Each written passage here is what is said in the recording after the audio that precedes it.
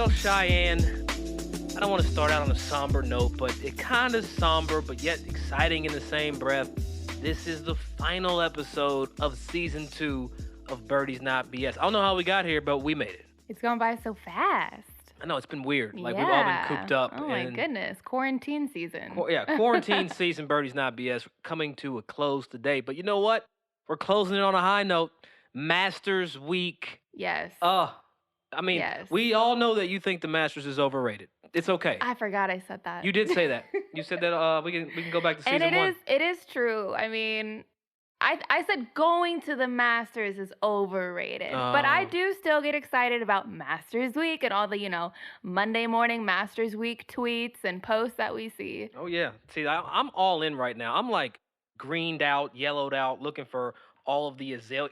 Wait, stop. It's November.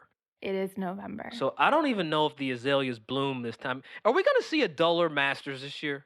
I saw some photos the other day of what the course looked like, and the trees are changing color.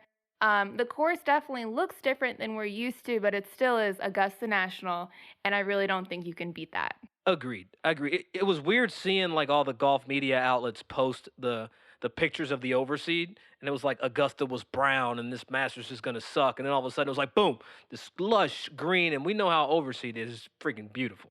Augusta is such a magical place because you're right. The last few months, we have seen the dried out photos, the overseeding, and then all of a sudden Masters Week comes and Augusta National is magical. It's Augusta National. It's perfect. But you know what I'm getting annoyed of? Uh-oh. I'm getting annoyed of the who's who in the golf world showing that they're actually going to the Masters. Oh, say more. Yeah. Now I'm intrigued. Have you seen that? No, I haven't noticed. I've seen all like the photographers on like IG saying like Masters Week, here we are. But I'm more interested to hear what you got to say. Maybe right just because I follow the media or agencies and I'm seeing people post about the Masters, and I don't know, maybe they're just acting like they're going to the Masters, but I was hating a little bit when I was seeing some locations in Augusta. No, you should hate. I feel like there's a time to hate. And if there's a time to hate about people getting out to Augusta and getting prepared and seeing stuff that we're not all seeing, it's now. Because this is the first Masters in, hell, as long as we've been alive, that there's no patrons. Right. So this golf course is going to play completely different than it has in past years. Yes. And you know what I'm actually finally happy about? Getting the balls to run off into the trees and not hitting people in the head. Right. You actually see the Like, missed shots and haven't seen the players have to pay for them. because people going to get exposed out there. But at the same time, with no patrons, it is going to play a lot softer. It's supposed to be wet this week. So, I mean, is it going to play longer? Is it going to play easier? What are your thoughts there? One, Augusta has sub-air everywhere. Like, not just the greens. I think they have sub-air in some of the fairways. So, what the players might be seeing as they lead up into the Masters, I think you're going to get a different feel come Masters Day, because they're going to be like, oh, we saw where Bryson hit it in the practice round. We saw where Rory was in this shot and that shot. You know what? I didn't like that. So let's go ahead and firm it up. There's so many different things to follow this year. There's 2 things that I'm really looking at going into this week's Masters. Is one, Cameron Champ playing his first Masters. I'm very excited for Cam. His dad's awesome, Jeff Champ and the family, and for them, just to be able to, he won a championship 2 years ago, and it didn't qualify him for the Masters, which I think is bullshit, personally. Yeah, that Like, you went on a doesn't PGA make Tour, you should go to the sense. Masters.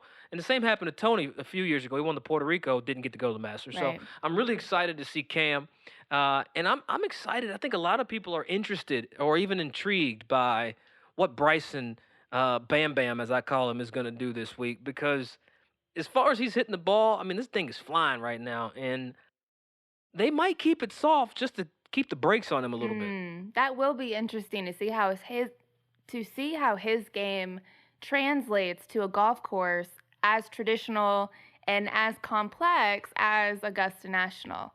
The greens are not easy. I mean, yes, you can hit the ball in the trees and still have a shot, but you really do have to be careful on this golf course. So I wonder if his distance will be as great of an advantage as it has been this season. Well, what I find interesting about Augusta is, the holes start to turn at like 280, 340. You get a lot of corners and edges, and he's hitting the ball stupid far, but he's also spinning it really, really low.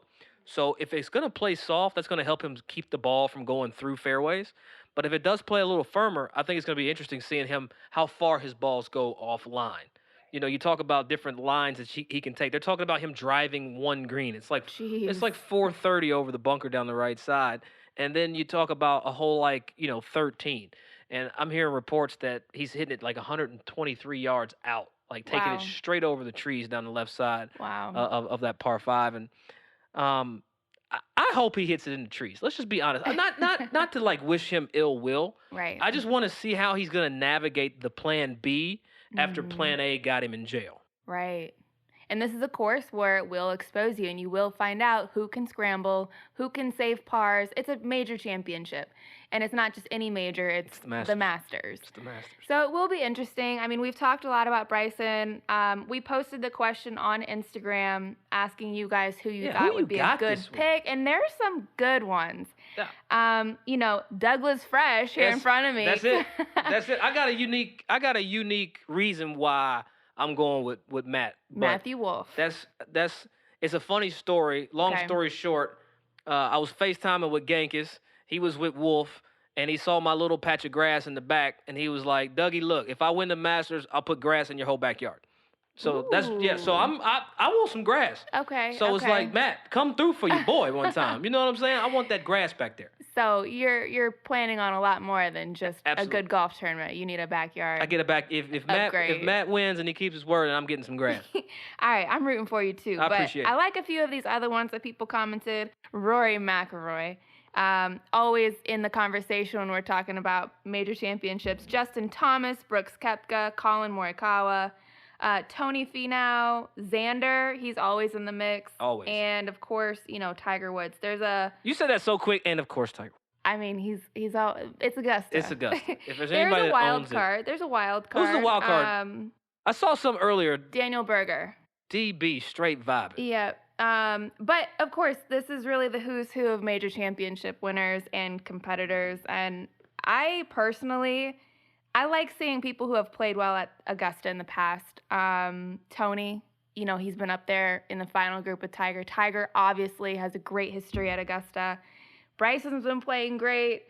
U.S. Open champion coming in. But I think Colin's been doing well too. And I love Xander. He's one of my under the radar favorites. He's not super flashy, but he's always Super up there. consistent. So I'm gonna say, okay, my two picks, obviously Tiger Woods. How you gonna get 2 picks? Don't nobody get 2 picks. Why? Like, everybody get 8. You get 8. Who you going with? Like, you don't get 2. All right, I'll give you 2. It's fine. Whatever. I'm gonna go with Tiger Woods and Xander. Okay, I've never heard of Tiger, but Xander definitely. Xander's a good pick, man. He's sneaky. He's consistent. is Doesn't hit it too far sneaky. offline. I'm going with and this is look. Regardless of what the grass that could be coming to my backyard, if you look at what Matt Wolff did at the U.S. Open, because I honestly think that Augusta does give you some of the things that a U.S. Open setup gives you. You got to play the ball in the fairway. It's hard to play from the rough. I feel like Augusta's greens may be a little bit slopier. I know it's Winged Foot versus Augusta, but there might be a little bit more undulation you can kind of play offense with at Augusta, Yeah. whereas you have to use it more like defensively at a Winged Foot. So I liked how Matt navigated Winged Foot this year. People don't even realize that Matt Wolff is number 12 in the world. Wow. It doesn't even. It's kind of don't match when you say Right. it. It's like Matt Wolff is number 12 in the world. It's like whoa. Yeah. Where the hell did he he come crept from? up there real quick. Smooth, Yeah. smooth and quiet. So Yeah. that's another thing. And I hate to always agree with you sometimes. So I want to throw it out there. Whatever. I like Tony. My man played on a broken ankle 2 years ago. Yes. In the Masters. I feel like Augusta owes him a good week. And let's get Tony a major. Yeah. I mean, Tony has been very, very competitive. He's been in the mix the last few years. I think the experience of playing in the final group on Sunday with Tiger Woods at Augusta National is huge. Obviously, the environment, the atmosphere will be a little bit different this year to where it might not really play up to his advantage because there's no fans. You're not going to have that same Sunday at Augusta. Yeah, no roars, no. Right. You're not gonna. You have the leaderboard watch. Literally, Yeah. you have to. Yeah, but I do think that being in contention at Augusta teaches you a lot, and I think that he's gonna have a good showing this So let's week. unpack your other pick, and that's No, the Xander. other one, Eldrick. Oh, Tiger. Let's talk about. Okay, well, we can go back to Xander. Xander, we coming. But let's talk about Eldrick for a second because Yes. number one, and I don't mean to be critical because I don't have no majors, no nothing.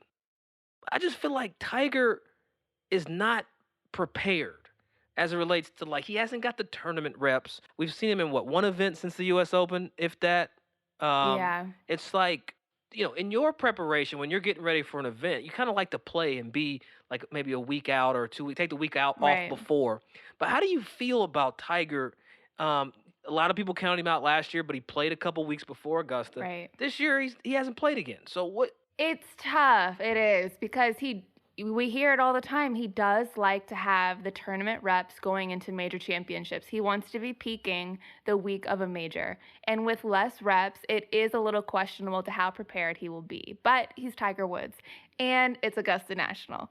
So who knows? He is the defending champion, obviously, and he's played great at Augusta in the past. So it's hard to say. It really is a wild card, which is crazy to say with Tiger Woods, but I think his you game just will be a don't know wild what to card. Yeah, expect. no, agreed. So now let's touch on Xander. Xander. Every time I say that, I'm gonna see your voice, your I face don't know going. what it is about Xander. Xander.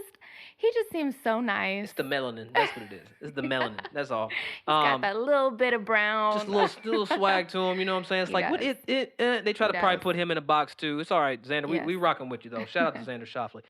Xander is a good pick because he's never too far away, and he's one of those guys that if he can just get the putter rolling, just one good round, boom, Yeah. lightning could flash. Yes. I always love a good underdog pick. And I just feel like Xander is always the underdog. He's always the name that's kind of like, where did he come from? He's, like I said, he's not super flashy, but he gets the job done, and he is a good ass player. Well, you talk about a name that comes out of nowhere. Patrick Reed won the Masters. You're, all right. Yeah, that's true. You talk about an underdog. So all right, That's now true. out of everybody out there, we talked about Rory and Souffle and Bryson, Yeah. Bam Bam. Who's the one person that you think nobody even is thinking about that's got a chance to play well? I know it's a tough question. I mean, we've talked about all the big names, so I'm thinking. There's going to be a lot of people that show up Yeah. out of nowhere that really can contend. And I think what people always forget, even though there's going to be no fans, there's going to be no roars, there's still that back nine on Sunday at Augusta. Right. That's probably the toughest place to play a back nine on a Sunday. Fans, no roars. Right. It's going to come down that back nine on Sunday. I mean, it is what it is. You know what to expect, and you just have to get it done, especially Sunday afternoon.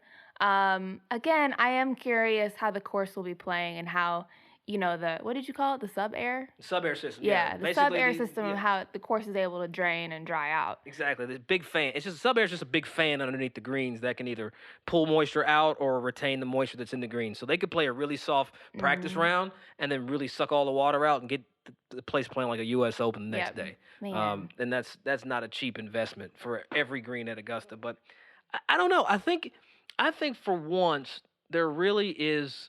It's an open kind of race this week. Watching the Houston Open last week and seeing Carlos Ortiz break through. Shout out to Mexico, Carlos Ortiz coming through. Dustin Johnson was still right there last week. He was. So yeah. you talk about We didn't even mention his name. Wow. I don't think Dustin's a favorite at Augusta. I don't think he's Yeah. fared well in past Masters. He may have finished, top 5, whatever. But I don't think he's really a name that has consistently been near the leaderboard come Sunday. Right. And I don't mean to forget DJ. He's one of my favorite players. And he's won every year he's been on tour. He's got 12, 13 years of wins in a row. But I just don't think he rises to the occasion at Augusta. Not to talk shit about him, you know what I'm saying? He's just Augusta's such a tactician's course, which is really why I want to see Bryson try to cut corners and take on lines that nobody's Play it ever differently done. than Like, anybody has. He's literally going to play this course unlike anybody's ever seen it and just Right. try to beat the hell out of it. And Yeah. it could be disrespectful, or Augusta and the Pines and Pine Straw are going to be like, nah, bro. It's not going to happen this week, bro. You forgot where you're at this week. But you know what's crazy though? You talk about the traditions and the love of the game going into the Masters. We had Larry Fitzgerald on this week. We're gonna cut into that interview here shortly, and there's a lot of things that I don't think people really understand about a Larry Fitzgerald. Like his love. It's not even a love. It's like He oozes this passion for the game of golf, and I think it sounds like it's almost more than football. I think he looks forward sometimes to Sundays playing golf than Sundays playing in the NFL. And let's get into this Larry bit. What's up, everybody? This is Maribel Quesada Smith, producer of Birdies Not BS. That means I'm in charge of making sure everything we create connects with our audience in a meaningful way. And if you have a business or brand, you probably get why that matters. I'm a producer and creative consultant who understands that your online presence should be working for your brand, not against your bottom line. So if you're ready to create online video and audio content in English or in Espanol that builds trust and turns your audience into loyal customers, go to maribelqs.com/ready and let's make something meaningful together. Now let's get back to Doug and Cheyenne. All right, so we're back with another episode, and we've got one of my favorite people, especially growing up in Phoenix Cardinal, Larry Fitzgerald, also a very avid golfer here on the show with us today. Thanks for coming on, Larry. It's a pleasure. I really appreciate you having me, and it's really an honor to be able to share you guys' space. I really admire and respect what you guys are doing, and I hope I can add some positive content. Thank you. Well, Larry, first of all, I want to say we appreciate you jumping on. You're not going to remember it, but I remember it vividly. I was on the backside of 17 Green during the 2016 Memorial Tournament, and you were just back there chilling. Wasn't nobody bothering you. You was off. I rode up on you. I was like, yo, Larry, Doug Smith, nice to meet you. Whoop-de-woo. You couldn't have been more gracious. But I don't think people understand. Not only are you a big golfer, it's like you're the biggest golf fan. Talk about the connection to you with the tour players, the tour, and all that is and around the game of golf. Well, I initially got my start in Minneapolis, Minnesota. My dad's been playing golf for over 40 years. And so, I never really liked golf. I thought it was kind of slow. When I was growing up, I was like, most inner city kids wanted to play basketball, football, play sports that a little bit faster. Those are the athletes that you were watching growing up, and you kind of could relate to them. And, I didn't really, get into the love of golf until I was about 28, 29. But when I was young, my dad used to have us kind of four caddy for him. Brother and I would pretty much I would go on the right side, my brother go on the left side of the fairways, and my dad's friends would play golf, and we would find their balls and, walk off the yardages to the front, the middle, to the back of the greens, clean their balls, and at the end of the round, we would make a little bit of money, and that was kind of like our little side hustle in the summertime, and really it was great for me because I learned the game of golf in terms of the etiquette and what to do, what not to do, how to tend the flag, and not to walk on people's lines. All of the things that I think amateur golfers and people who are just getting into the game don't understand. But I learned that at a very young age, and then when I got a little bit older, I started taking up the game, and I really enjoy it. It teaches some great life skills, I think, that are applicable to everything that you do, and I just love the game. I think the first time that we actually played golf was at LPGA Founders Cup Pro-Am. We played with Carson Palmer, and I have to say, I was so impressed with obviously how you play, but also your knowledge of the game. Is golf something that just automatically fascinated you? I know you watch a lot of golf, and you have been playing, like you said, for a while, but your knowledge of the game, of understanding what we're doing out there, is really impressive. How did that come about? Well, I study. I love the psychology of the game, and I watch everything. I mean, literally LPGA, Corn Ferry Tour. I mean, like Champions Tour. If it's on TV, I feel like I can learn something because the swings are so different. I always hear people teaching and coaching guys how to swing and girls how to swing. I don't think there's any right way to swing. You look at any player, man or woman, on at the highest level, the only thing that is the same is the impact of the ball. I mean, you can take it inside, you can take it outside, you can cross the line at the top. But once if the club face is square on the ball, it's gonna go most times where you want it to go. And I just love the game. I love talking about it. I love studying it. I love to hear different people's philosophies and the way they think about how they approach it. And there's so many different ways. I mean, you look at guys like Webb Simpson, who's had a phenomenal year this year, and then you look at somebody like Bryson DeChambeau. They play golf completely different, Not even near the same. Right. not even close to the same, but they've won. I think Webb won three times last year. Bryson won twice. I mean, so it doesn't matter how you play the game. It's about how you get the Mhm. ball in the hole, and that's really what matters. And so I love everything that goes into that. It's funny that comparison between Bryson and Webb because at the end of the day, we're talking about two major champions, both U.S. Open winners, and Hmm. they, like you said, they get it done completely different ways in completely different fashions. When you talk about your game, we got nowadays the power game, the finesse game. We got guys doing it all different ways. How would you describe your golf game, Larry? Well, I would say from like 100 and in, I would say I'm probably like a pretty close to a scratch golfer. That's where my strength is: wedge play, putting, chipping, things of that nature. I feel like I really saw fans. I got a great imagination. I try to be like Bubba Watson when I see the ball. Try to You better see. have good hands in the golf course. I tell you that. I'm excited over here. I mean, my son's practically getting me out here talking about golf, and I get excited. And so, but off the tee is where I really struggle. I lose so many of my shots on off the tee, and that's why literally that's why I watch the LPGA so much is because I'm just fascinated by the consistency of their ball placement off the tee. I mean, it's like you could literally just take a golf ball and walk out in the middle of the fairway. You don't even have to hit it. I got a chance to play. I got a chance to play this year in the Diamond Resorts, and I got a chance. I played with Angela Stanford.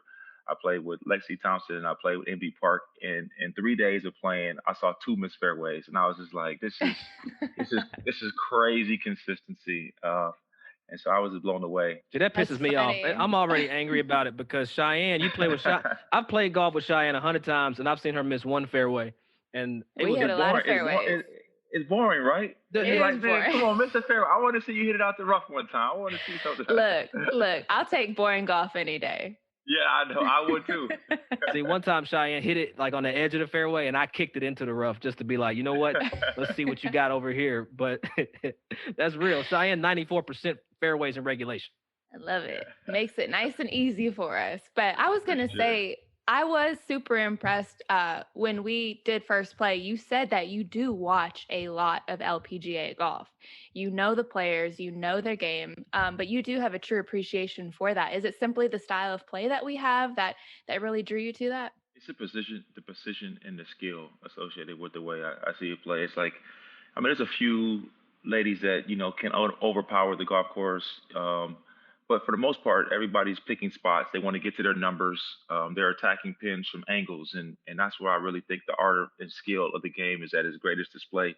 Men, you watch a guy, they just hit it 330. It could be in the rough, it couldn't be in the rough, and they got a wedge in their hand. And if they're not short sighted, you can get something in there close and have a 10 to 15-foot putt and make a birdie. And the women's game is a little bit different than that. Now, you mentioned you played in the Diamond Resorts tournament. You do play in a lot of pro-ams. How is that experience for you? Do you get nervous on the first tee? Do you feel the adrenaline like on the football field? What is that feeling for you out there? Absolutely. No, I don't get nervous at all. I'm out there just having a good time. I don't like. I think a lot of guys that play in those pro-ams, they think they're going to go out there and shoot 65 or 66 like the pros are going to do, and that's just not going to happen. I mean, you're a 10 handicap. Most likely, you're going to be a 12 with all those people around. So just enjoy the ride.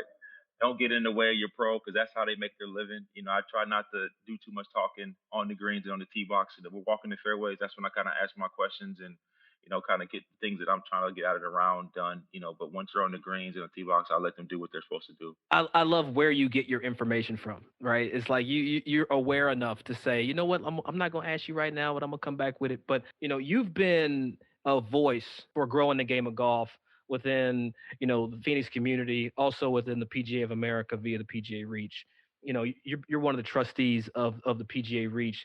Talk a little bit about, I guess, your philanthropy in the game of golf and what you hope to see by your investment into the PGA of America. Well, golf has done so much for me just in the last 7, 8 years in terms of just opening my eyes to just a whole slew of things I was never introduced to. I was never um, included in, and and being able to be around some of the executives that I get a chance to play with. I could see life from a different perspective.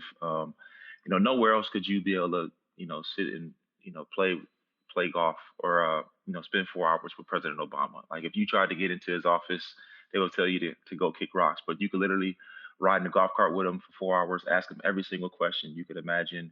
Get to actually really know somebody. Golf is the best 4 hour interview you can ever have. I can Mm. tell you immediately after I get done playing golf with somebody after 4 hours if I ever want to play golf with that person again, if I could do business with that person. Are they honest? Are they trustworthy? How do they deal with, with achieving great things? How do they adjust to struggles. I mean, you see all of these things within 4 hours. I don't care who you're playing with. There's going to be error shots. There's going to be bad things that happen. There's going to be a ball that's lying on a twig, and I'm watching this. Hey, he moves that ball, and that ball moves, and he don't call a penalty on himself. I'm gonna have a problem with this. So it's all of those things I'm watching and learning when I'm playing. You definitely learn a lot about a person on the golf course. A Have lot. you ever? No, go ahead. Biggest pet peeve, Shine, is when you're riding a golf cart with somebody, and it's as if they're in the golf cart by themselves. Like they hit their ball, and no matter where your ball is, they're going to their ball first. I mean, Yes. they don't even watch your ball where it goes. Like all those things be driving me crazy. So, yeah. That's a big pet peeve of mine. You notice a lot about a person. They're kicking their ball, or they're not counting all their shots, or they're slow. I can't stand slow play. Yeah. That's important though. There's a lot of pet peeves, Larry. Like you alluded to, like one. I got similar pet peeves in Cheyenne. We did an episode on our golf bugaboos. I've got issues with my golf game. I'm gonna be honest with you. I am an announcer. You're gonna hear about how I hit the last shot. I'm working on that. I'm seeing a therapist about it. But what other things when you're playing with folks, Larry, that you see that drive you nuts? The pace of play is one that's really big with me, because like I play with the greatest players in the world, and they play fast. They get to their ball, they have their rangefinder, they know their numbers. And the other one is on the greens. It really drives me crazy. Like I do my homework when other people are putting. Like if I know I'm third to putt, I'm already kind of doing my homework. I'm walking around. I'm walking out. I'm doing everything I need to do. So when it's my turn, I'm putting my ball down, picking up my mark, ready and I'm putting my putt. Like like that drives me crazy. You should do your homework early and get on with it. Be ready when it's your turn. Yes. Yes. Now, I know you love to travel as well, and obviously golf takes us to some amazing places. What are some of your favorite golf trips or golf courses that you have been able to visit and play? Well, so I played on all. I played on 6 different continents, golf Wow. wise. Played in South America, played in North America, obviously. Played in Africa. I played in Europe, played in Asia and Australia. So I mean, it's Wow. taken me to some amazing places, some places I never thought I would go. I met some unbelievable people, and like I'm like going to people I roll up and I'm at Royal Melbourne. They ask me, do you want to play with members or do you want to play by? No, let me play with whoever, because Yeah. I've met some really really cool people just kind of like just randomly, not knowing them, not who they are, what they do, them not knowing who I am, and you really get the chance to organically build a relationship. And sometimes these relationships last a long time. I mean, I remember me and Andre were playing over here at Camelback Golf Course one time. Just randomly, a guy jumped in our group. We hit it off. He lived in Dubai. We were one time in Dubai. I never let him know he was on the driving range at the same golf course. Stop it. And then a year later, we were playing at Queenwood outside of London, and he happened to be a member at Queenwood, and we played again. I'm like, so the golf world is so small. It's so small. It is. I mean, and just to be able to build those type of relationships is fabulous. You talk about those relationships, Larry. You talk about the access that you have to different people and CEOs and janitors, everybody, at the golf course. Has there been any instances like the one you just described where you really do find yourself in a conversation that you would have never been in had it not been for golf? All the time, all the time. I mean, last year I met a really nice gentleman, Mr. Bottomley from Kansas City. We were just over at me and Andre again were playing over at the Biltmore, and he was just a single. We jumped in with his group, and we really hit it off. He's a big businessman, and now he's like a mentor to me. And I talk to him probably once a month just on different business topics. And like you just never know who you're gonna meet in golf. And for the most part, everybody that you meet out there is pretty solid, because for you to be able to play golf, obviously I feel like you have to be, a little bit mature. You have to have a lot of time on your hands. And golf is not the cheapest sport to play. So the people that you're interacting with, for the most part, are pretty much have some common sense. That's true. What is your take of the state of golf and what we're doing, of growing the game in the minority community or junior golf? And what do you think we need to do in order to continue that progress? I think the biggest thing we can do is just continue to make the game accessible, right? What the First Tee program does, and I go back home to Minneapolis and I see all these young African American kids and Hispanic kids out there playing golf. It makes me so incredibly happy because I know they're going to be learning those same lessons that we all learn on the golf course, and how to interact and how to look somebody in the eyes and shake their hands and tell somebody good shot, giving people positive affirmation, all the things that we need to teach our young people. I want them to be able to get those experiences and the relationships that you're able to gain, from being able to be around different people on the golf course. And I think we're doing a really good job. PGA Reach is giving me an opportunity to really see some of the grassroots programs that are being worked on, and also be able to, give my thoughts and opinions on things that I think we can improve. And I just really like the way the game is going. I love that it's a global game and it brings people of all different walks of life together. And so I think we're on the right track. We just got to continue to keep forging. And ironically, COVID-19 this year, I think has brought so many people to the game that never would have played. I mean, you couldn't go into the office anymore to work. There's a lot of things that just weren't available to us that we were accustomed to. And golf was one of those few activities that you can go out, you could keep your social distance, go out there and get a good walk, enjoy the camaraderie with your friends and different people that you associate and meet with. And I think it's done a great job of growing the game during these last 6 months as well.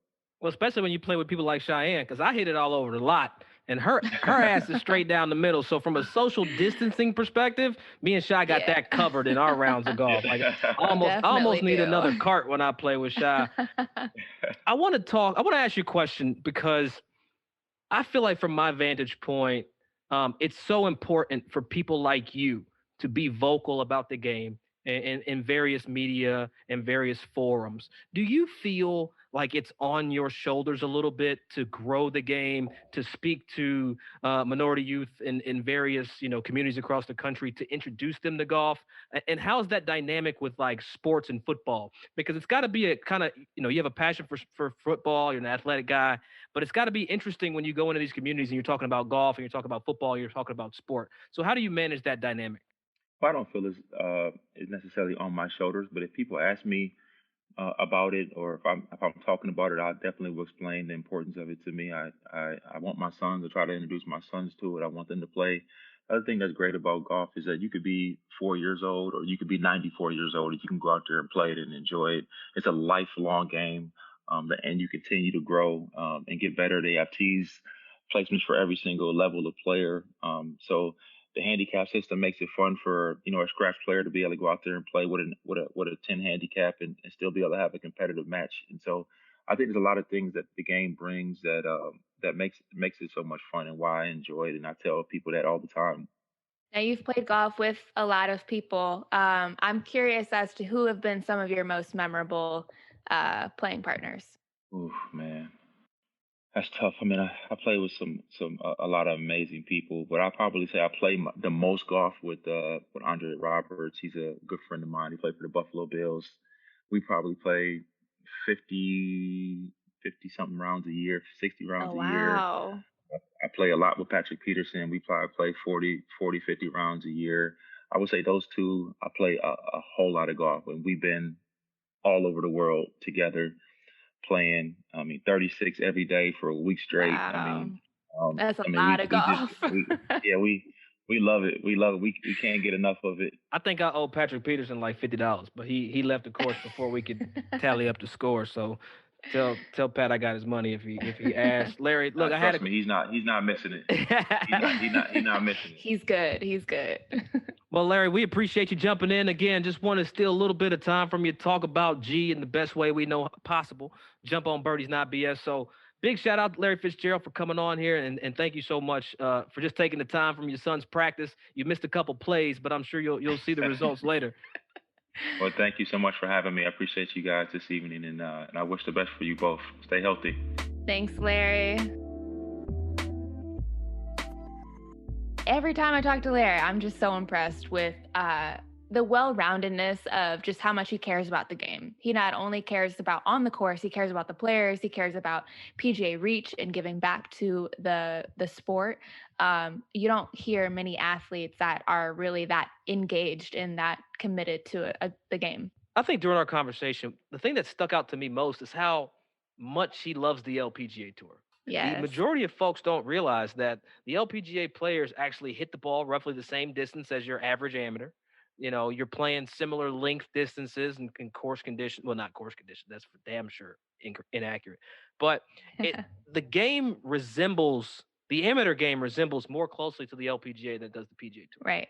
And I find it remarkable that he's able to recognize that and gravitate toward the LPGA Tour to understand that. That's amazing to me. No, I agree. And when he does speak about the women's game, that's when you can tell that he is a true golf fan.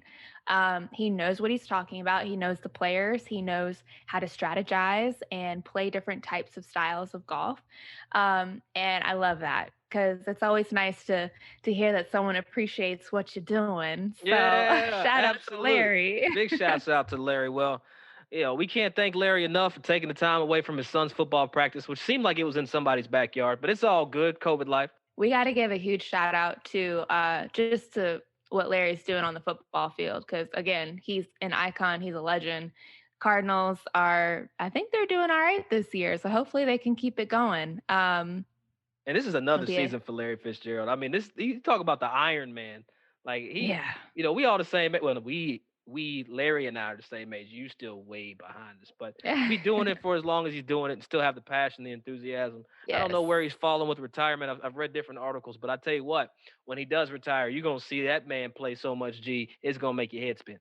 I mean, I'm impressed that he's already playing so much golf, right? Let alone, once he retires. So I can only imagine. My man said we got a bye week, so let's go ahead and get it. Like, man. Coming to an end, Doug. Oh man, all good things must, I guess, come to an end. Season 2, wrapping it up.